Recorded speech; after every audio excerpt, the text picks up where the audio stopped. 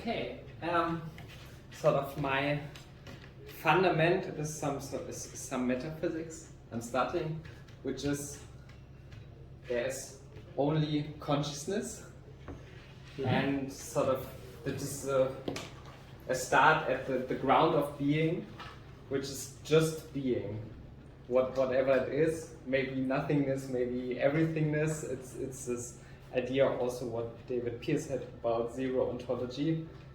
It just is.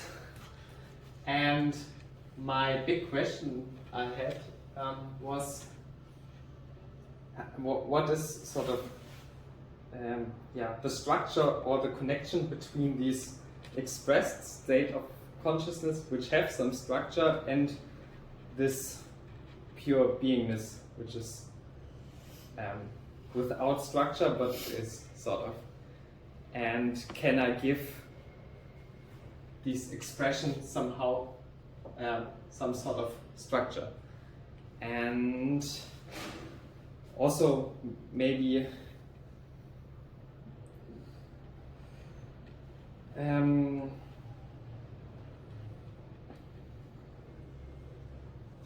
maybe to repeat this idea of zero ontology, it's like the idea how everything sort of cancels out in some sort of way to nothingness, or at the same time the everythingness comes out of the nothingness if I in some kind of way differentiate it. So so it has to sort of add up to this 0 point. And then I also had the intuition about quantum mechanics. Quantum mechanics in physics is about observers. So sort of there's always the notion of an observer observing a system. And in contrast to classical physics, where the world is sort of fixed, objective, observer independence, not completely, you can sort of move in that, but it's some fixed thing. You have in quantum mechanics, you have you have to have something observing the system. And then maybe 3 years ago I had this thought, maybe you should construct some, because what is the observer is my question, and in quantum mechanics it's all the time sort of outside of the system. And what is it then? And then my belief was that, well, at the end, the observer is also part sort of the big one system. That was my thoughts these 3 years ago. And then I thought maybe one should construct sort of a quantum mechanics where sort of like atoms seeing atoms, but they're both quantum systems and observing each other and representing each other, and sort of get out of this sort of thinking that the observer is sort of outside of the quantum mechanics. And then this paused, I think, but you can quantize the observer. Yeah, so, sort of, but it was maybe a little bit the backstory. And yeah, then I also went really abstractly into quantum mechanics, sometimes in between, and it has some kind of interesting structure. And the structure is sort of mathematically, you have some sort of state space, which is some vector space, the Hilbert space, which has a certain structure, and the states sort of like, and you have observables, which are operators, sort of, or linear maps acting on the space, and they have a sort of a spectrum. And this spectrum is sort of like the resonant modes of this operator, where the operator acts sort of in a sort of you have this equation like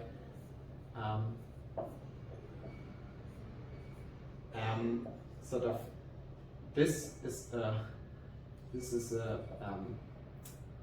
state vector, and this is a linear operator, a linear map, and you can have some specific states sort of that such that this operator acts just as a multiplication, and there's no such thing as a rotation or something like this. It's just, this is sort of the resonant modes of this perspective sort of. And where will I go?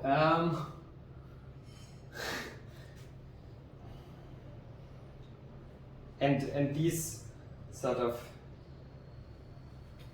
this could be like in quantum mechanics, it could be the energy operator, sort of, and these values, these values, like lambda is some number which will appear here.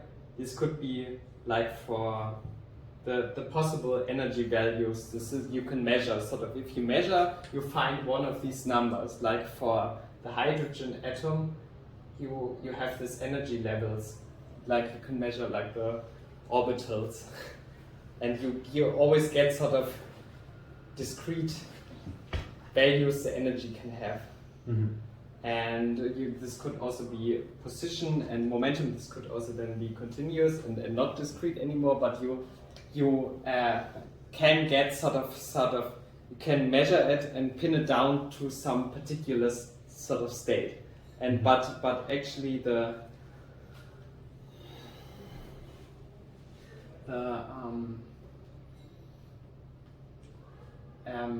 this is, yeah, I would describe this as some sort of how do I in principle look at the system, and I do not have to measure, but I sort of embody this perspective, and then I can look into it, and then it will get a certain value, and also the state, or the state, maybe then the state of consciousness will get a certain shape that is described as a state vector. So this is the idea from quantum mechanics, how quantum mechanics works sort of. And then you can also have different operators like that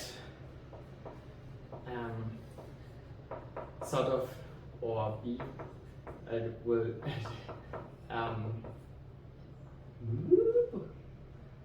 tell you what this means. Sort of, so you have a different perspective or a different observable on the system, and this means it's called the commutator. There's some operation on operators, and if this does not vanish, sort of, you cannot measure them at the same time. So you cannot go to these fixed values at the same time. But if they commute, you will can sort of get this layered sort of, and have maybe the energy and I don't know, position, I don't know. And sort of then had the rough idea, okay, why do different perspectives actually exist? Maybe they are described sort of by observables of non-commuting operators, because they cannot sort of, measuring them cannot exist sort of in the same space. It has to be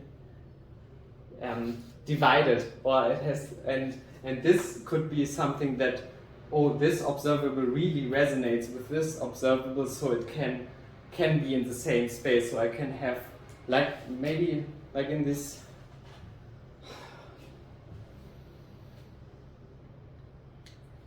so on a DMT trip we have some general structure, and then you find an observable describing some entity that really resonates with this structure, and then these commute, these fit together sort of, these resonate, and some, yeah, my state of consciousness does not commute with sort of my perspective completely does not commute with your perspective, and so on in a really broad scale. This is a general idea I had, and now I sort of try to construct these, how does this oneness state at the first step divide itself into maybe two perspectives, looking at each other and complementing each other with their qualia sort of, and the mechanism to go back into oneness like this. Now I will combine it with this yin-yang idea. Yes. Genau. The idea is I can start sort of what describes the structure of the state spaces of consciousness is actually the observable algebra. With sort of this algebra can be, okay, I have 3 or 2 observables, and how do they relate with each other with these relations, sort of. But for example, every observable commutes with the identity operator that just does this sort of one maps every state onto itself, and that I call it sort of the being operator. So from every perspective, it is sort of, and then from sort of this algebra, this is maybe the simplest sort of. I have to mathematically extend it to an algebra, and then I can represent it to get a state space. This is what also quantum mechanics does. Sort of from there's something called algebraic quantum mechanics or algebraic quantum field theory that translates everything in operator algebras and has sort of more abstract, but it's another perspective. And now I want to construct these state spaces of consciousness from their underlying operator algebras, which describes sort of the underlying symmetry structure in a way, or the perspective structure. And sort of the simplest one is I look, and there's a notion in mathematics called irreducible representation. As it's like the easiest way or the most small one. And the irreducible representation of the one operator is just the vector space C, just the complex numbers. Mm-hmm. And in quantum mechanics, you have sort of some. It actually describes just one state, because you have to sort of norm it to 1, then you have the circle, and then this phase is actually a gauge transformation. So it's not just this describes just one state, and this is what I call pure consciousness. And then the next step is, okay, I want to sort of get these 2 complementary perspectives, and then I take the simplest algebra, which is just defined by I introduce 2 operators which represent 2 perspectives that do not commute, and they commute to this is a relation, and this is just to match it with quantum mechanics. They commute to 1, and this actually describes this relation that they are complementary to each other. So if I measure 1, then if I measure B sort of in that way to get a fixed value, then A is maximally sort of undetermined, and other way around. And then I can sort of do the representation theory of this algebra and get a Hilbert space of possible state vectors, and I can measure them from the perspective A and the perspective B. And the idea is that these perspectives, they give exactly these complementary perspectives, so they are the complementary qualia, sort of. Mm. And then in every such representation, there's a so-called vacuum vector, which has a sort of the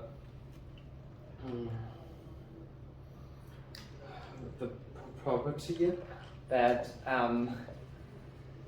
both of them are not in a really fixed way, but there's a superposition of many states, and in that way that you cannot you have like 2 axes. So this could be like, for example, to go back to more physics and quantum mechanics, this could be like position and momentum. You cannot measure simultaneously, but you can have superpositions of like many positions, and then you get some wave packet or something like that. And if you, but you can have a state where sort of the superposition of momentum in the momentum direction looks exactly like the superposition in the position direction. So it's completely symmetric. It's a Gaussian wave packet in both directions, and then these observables are not distinguishable anymore. And then I would suggest sort of this is again the state of pure consciousness, because sort of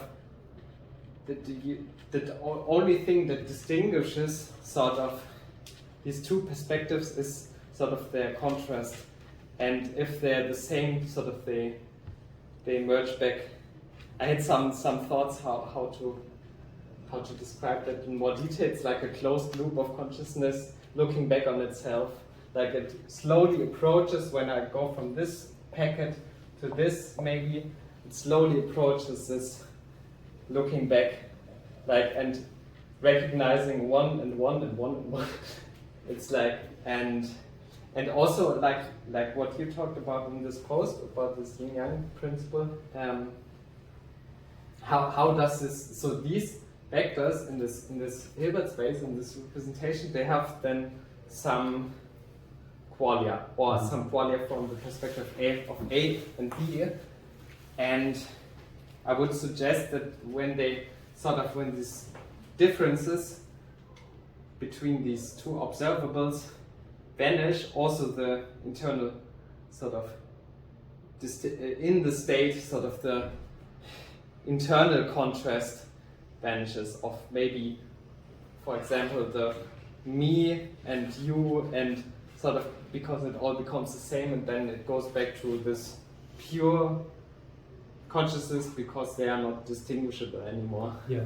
So that's a basic idea, and then I want to sort of build further with bigger algebras and bigger configurations of how sort of perspectives and how the structure of perspectives is and how they sort of, and yeah, but this is the starting point, sort of. Okay, very interesting.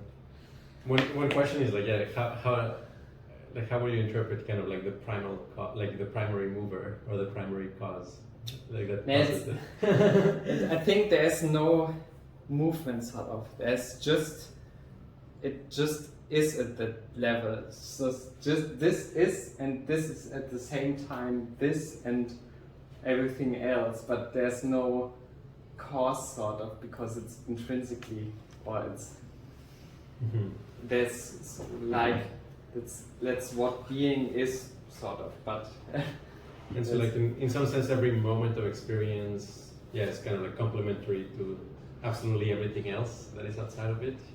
Yeah, in some sense it would make sense that way, but I'm not quite sure if this builds such a simple algebra, but then I think there will be, I have to think about the mathematical structure, or the The other question I have is in what sense this is related to so one of the things I also talk about is like how what is it like to be you, or what is it like to be a moment of experience? Yeah.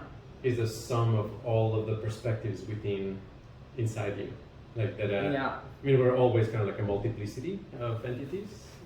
It's I have some further developing ideas how this is really raw states of consciousness. It's really far to go from here to such states of consciousness, and I think there's a further mechanism which we also have in quantum mechanics, which is called decoherence, or it takes the pureness away of these are all sort of it adds states onto each other, but it sort of forgets its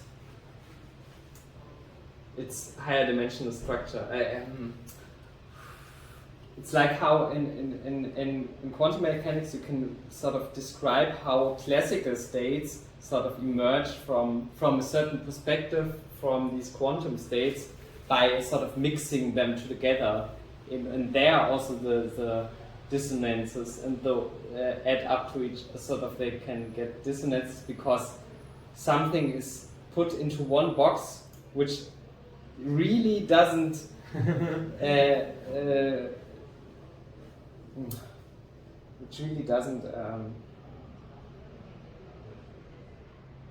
fit into the missing words again. Really doesn't click together. Yeah, because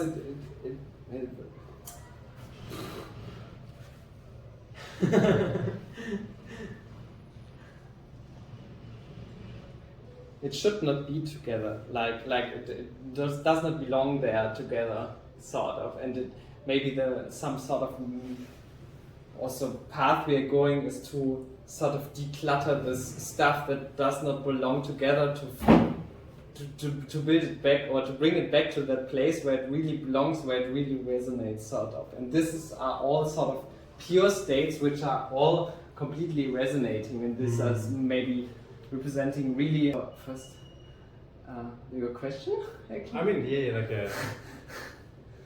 like how is this related to kind of like the sum of all perspectives?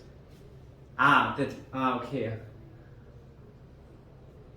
Yeah. Well, this is actually, I think this is the sum of all perspectives, but there may be sums of perspectives that are summed in the wrong way, sort of. I can, I mean, to give like a general sense of like what this is kind of like about, maybe this is like let's say like in a game of chess, okay, if you have like a position, and you compare that position to kind of like, the rook is here versus the rook is here, you can say like, okay, those two states are like a distance of 1, right? Because you can take this state and turn it into this other state by just moving that one rook, right? And then like, okay, like the difference between like the chess at the beginning versus the chess at like a very advanced stage of the game is like, well, there's like a certain distance there that is like very far, right? Like you have to do a lot of moves to go from one to the other. But in psychedelic states, like high dose LSD, for example, there's like this very strange effect where like you may enter this like very complex fractal state, right? Like okay, like lots of levels, everything reflects everything else, but it's like very intricate. And this very strange thing happens where like suddenly you kind of like see the whole thing from just the right angle, and just kind of like everything cancels out and you just become 1 point. Yeah. Like it's very trippy. It's fairly common in high dose psychedelics, and like that suggests that like consciousness is kind of like a strange thing. It's not like your state of consciousness is like made of pixels, because if that was the case, the distance between this very elaborate fractal state and like just collapsing into a point would be very large, right? Like you would have to do a lot of transformations. But consciousness is a type of thing where like that very fractal state is a neighbor of this like collapsed state. Yeah. Which suggests that is more like maybe like being inside a hall of mirrors, for example. If you're in a hall of mirrors, like if the mirrors are a little bit misaligned, the image that emerges is this very complex thing. But like you just perfectly aligned and just like, okay, infinite tunnel. And so it's like consciousness is, I would argue, like clearly not kind of like a classical system, because the distance function between states is very different than like our normal physical world. And so it's something like maybe like, well, if a moment, one suggestion I would have is like that. I think the way you can get this type of system is that like what it feels like to be an experience. There's like, okay, there's like a shape associated to that experience, but like to translate the shape into the experience, you superimpose all the perspectives within that experience, within that shape. So, I mean, this is like the classic example I sometimes give is like, imagine like you're like a donut, you're like a torus, and there's like a little hole or like a little imperfection here. Like from within the torus, right? It's like if you stand here, it's like, oh, you will see a point there. You stand here, you will see a point there. You will see a point there. But also you can kind of like do lots of circles and you see the point way over there. Right, so like if there's a tiny imperfection, the superposition of all perspectives inside that object is going to be this very complex fractal object. But the moment, you kind of like finally remove this object, boom, and there's like, it's just a perfect torus. Inside, it doesn't matter where you are, it looks exactly the same. Right? You're just gonna leave this flat surface. So like the idea that like you're the sum of all perspectives inside, I think like might be how you translate like a physical system into what it's like to be that system. I have